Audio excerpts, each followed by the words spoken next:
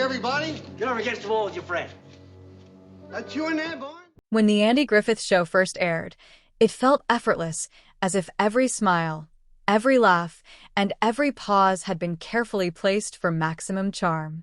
Set in the small, fictional town of Mayberry, North Carolina, the show gave viewers a comforting vision of life in a community where the pace was slow, the people were kind, and even the chaos felt gentle and human.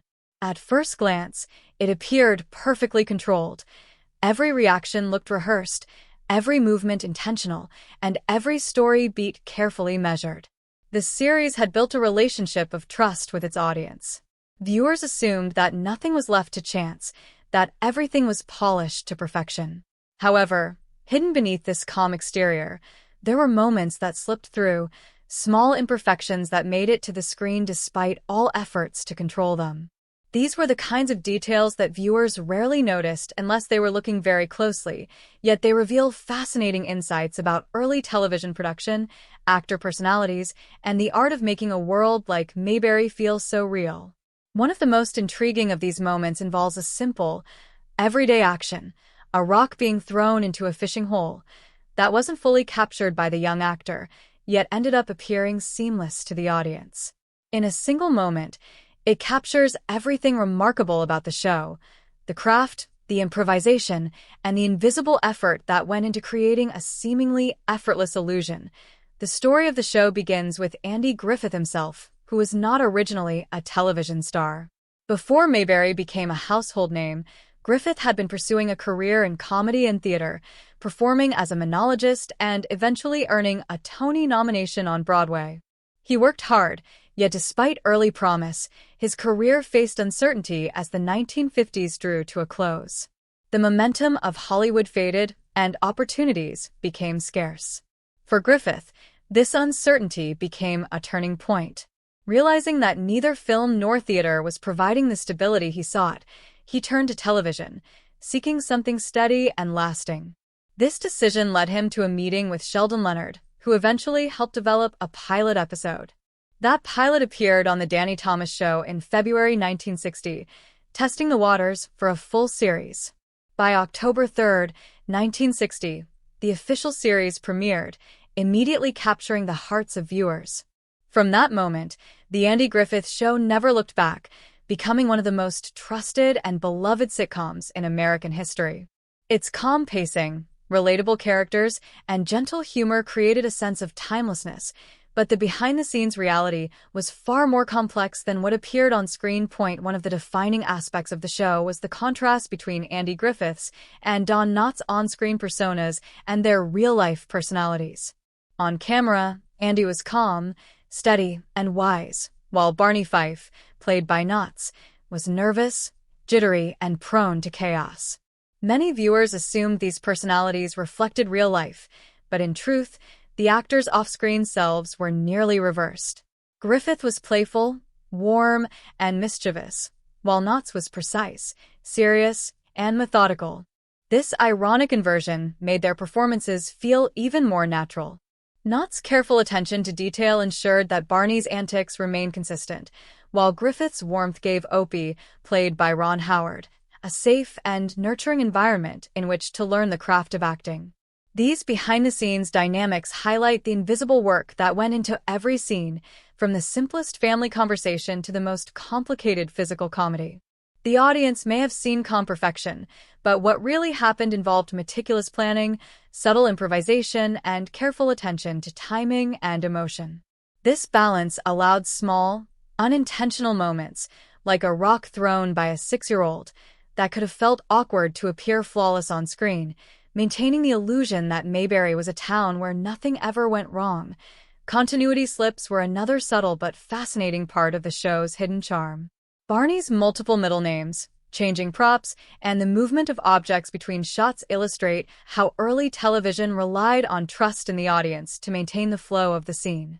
For example, in some episodes, Barney's middle name would appear as Oliver, Milton, or simply P, as if even the writers were uncertain. Similarly, small props like Floyd's glasses, Opie's bike bell, and a trench coat would change or move between shots. These details could have been glaring mistakes, yet they were minor enough to go unnoticed by most viewers.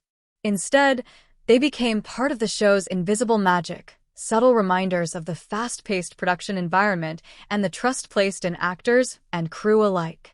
Such moments reveal how carefully the illusion of Mayberry was crafted, balancing realism and narrative flow while allowing tiny imperfections to slip through, adding texture and life to the world without breaking its charm. Another iconic behind-the-scenes fact involves the fishing hole from the opening credits. Though it looks like a quiet, isolated retreat, the location is actually Franklin Canyon Park in Los Angeles, a bustling public park near Beverly Hills. The serene scenes that unfold there were carefully staged, timed, and sometimes supplemented with off-camera interventions. When Opie tosses a rock into the water, the rock scene in the final cut was often thrown by a crew member, perfectly timed to appear as if it came from the child actor. This level of attention to detail is emblematic of the show's approach: preserve the calm, maintain the illusion, and ensure that viewers experience a world that seems effortless while hiding all the work that went into creating it. It's in these tiny, almost invisible moments that the craftsmanship of early television becomes clear, showing how meticulous planning and subtle improvisation worked together to create an enduring classic. The human element behind the camera was as fascinating as the fictional one on screen. Ron Howard, who played Opie, navigated a working set as a child, learning quickly how to adapt to adult expectations and long shooting days. He often worked around smoke, noise, and complex staging, developing skills and confidence with the guidance of Andy Griffith, who acted as a mentor and father figure. Similarly, actors like Frances Bavier, who played Ampy, experienced tension between their stage persona and real-life identity. Bavier's decades-long association with Ampy created a type of fame that was both rewarding and restrictive, illustrating the nuanced realities of working on a beloved television series.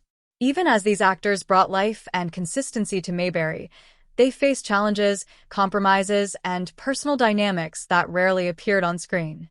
These stories remind us that every seamless scene was supported by careful management of personalities, schedules, and emotions behind the lens. One of the most captivating aspects of The Andy Griffith Show lies in the little details that slipped past the editors and production team, moments so small that most viewers would never notice them, but once spotted, they are impossible to forget.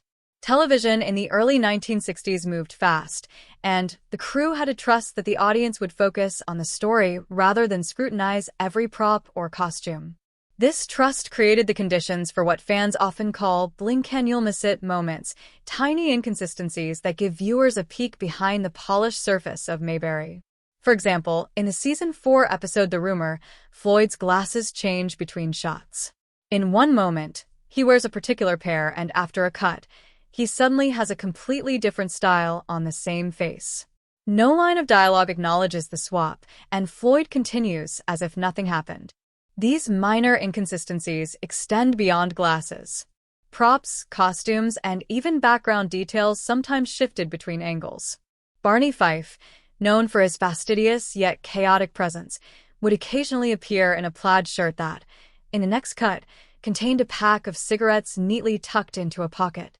The show's production speed and reliance on actors to maintain continuity meant that minor slips like these were inevitable, yet they didn't undermine the charm or humor of the scenes.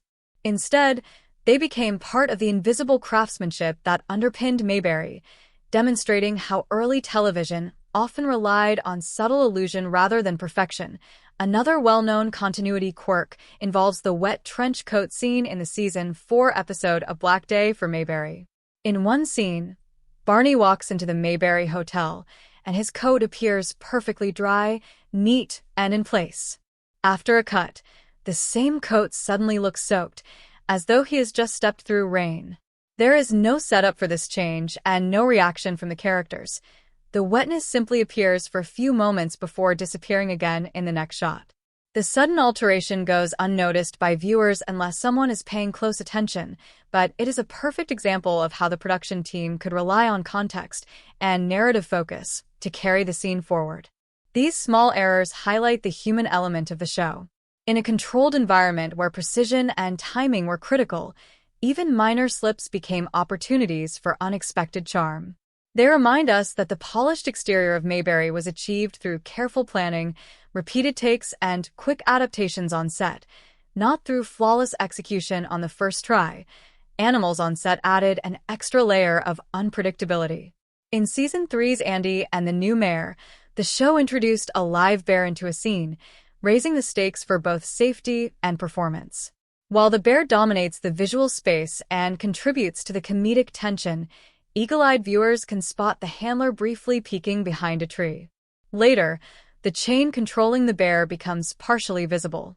These small reveals remind audiences that what looks like magic on screen is often the result of meticulous choreography, trust between trainer and animal, and careful camera framing.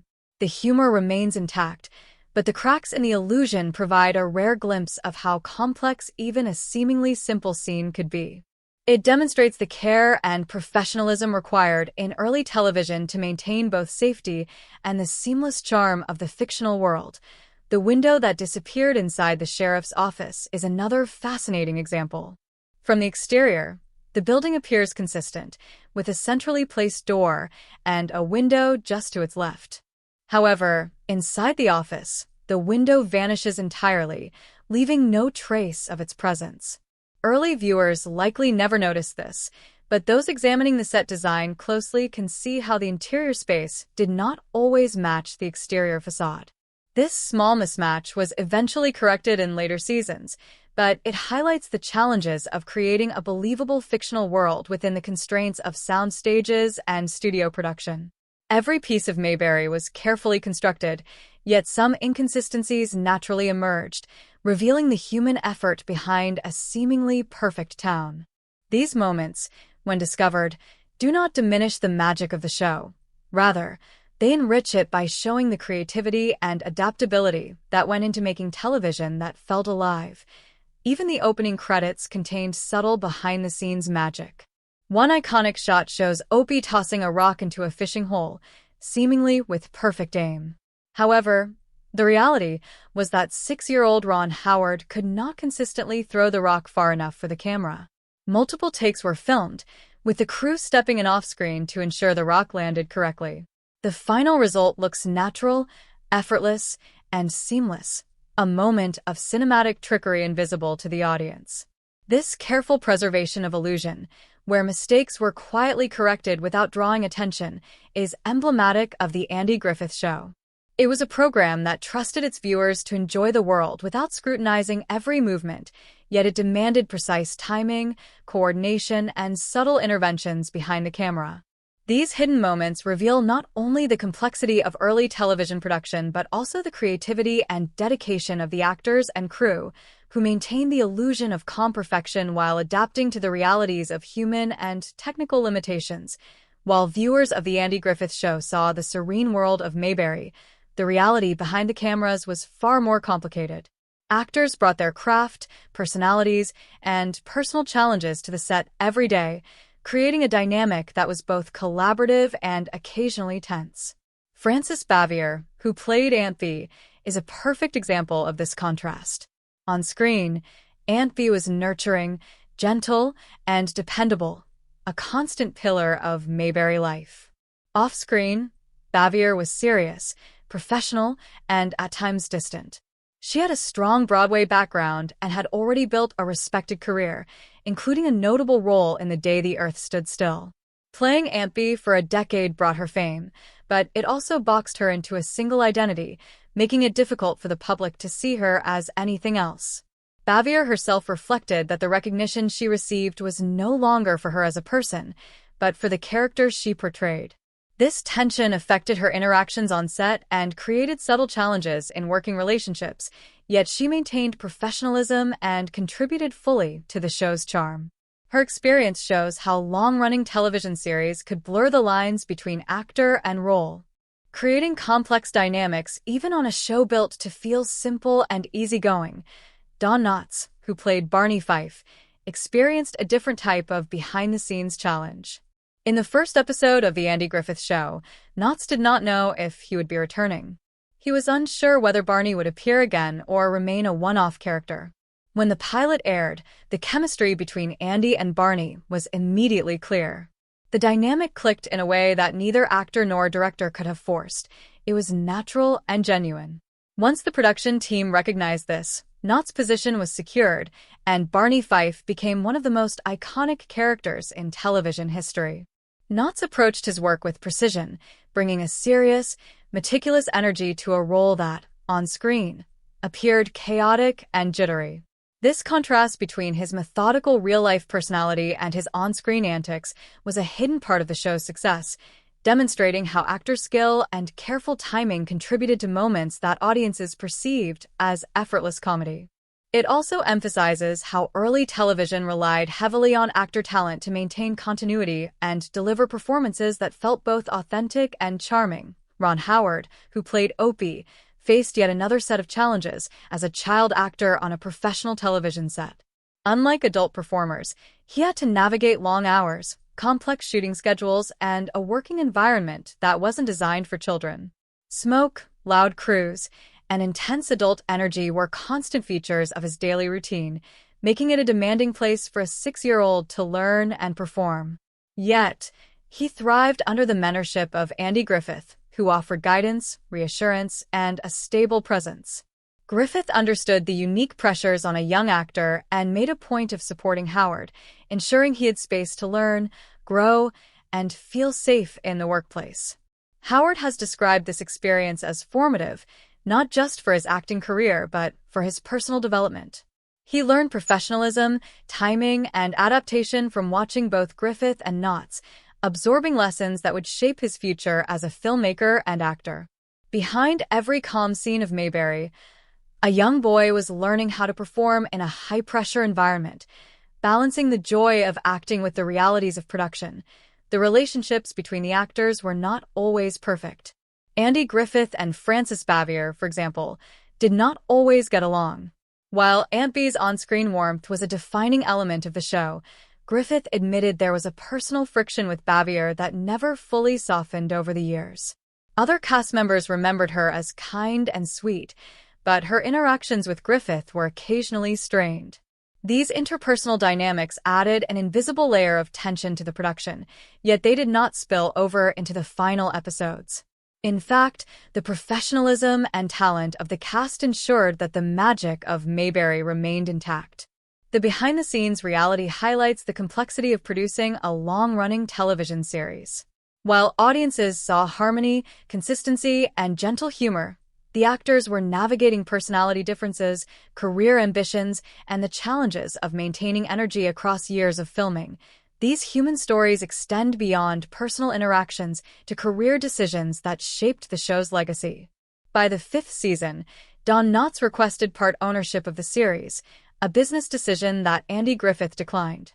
Knotts' choice not to return for later seasons marked the end of one of television's most iconic partnerships. Griffith himself faced career crossroads, leaving the show at its peak in 1968 to explore other roles, only to discover that audiences did not follow him to a new setting. His later return to North Carolina in the 1970-71 series, set in Greenwood rather than Mayberry, was short-lived, proving the irreplaceable charm of the original setting and cast dynamic.